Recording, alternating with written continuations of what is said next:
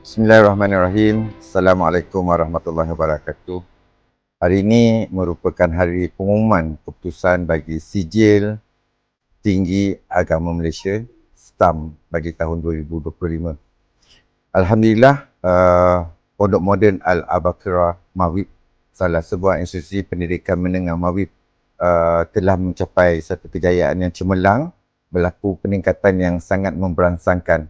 Kalau pada tahun 2024, Pondok Moden Al-Abaqirah telah berjaya mencapai GPS sebanyak 1.78, tetapi bagi pencapaian STAM 2025, Pondok Moden Al-Abaqirah telah mencapai GPS 1.44.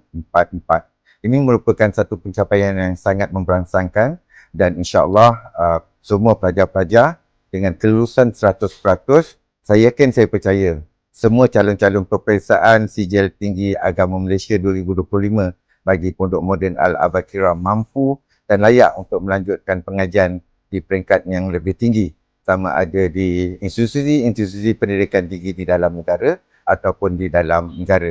Saya mengambil kesempatan ini untuk mengucapkan ribuan terima kasih dan tahniah kepada semua para asatizah yang telah mengajar, mendidik tanpa jemu dan tanpa rasa lelah untuk memastikan anak-anak pelajar calon-calon peperiksaan STAM 2025 berjaya dengan cemerlang. Dan saya juga mengambil kesempatan ini untuk mengucapkan banyak-banyak ribuan terima kasih dan penghargaan yang begitu tinggi kepada semua ibu bapa calon-calon peperiksaan yang saya percaya telah menyumbang, mengorbankan tenaga, wang ringgit dan sebagainya bagi memastikan anak-anak mereka berjaya dengan cemerlang.